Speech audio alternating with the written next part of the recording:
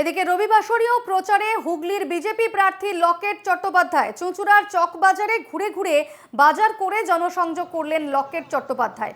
চুঁচুড়ার সায়রা মোড়ে দলের কর্মীদের সঙ্গে চাও খেলেন লকেট চট্টোপাধ্যায়। রবিবাসরীয় প্রচারে হুগলির বিজেপি প্রার্থী লকেট চট্টোপাধ্যায় এবং চা খেয়ে প্রচার করলেন বিজেপি প্রার্থী। চুঁচুড়ার চকবাজারে ঘুরে ঘুরে জনসংযোগ লকেটের।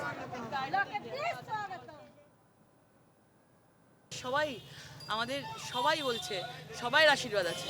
নরেন্দ্র মোদীজিকে সবাই দুহাত ভরে আশীর্বাদ করছে। এই বাংলাকে বাঁচাতে পারে একমাত্র মোদীজি।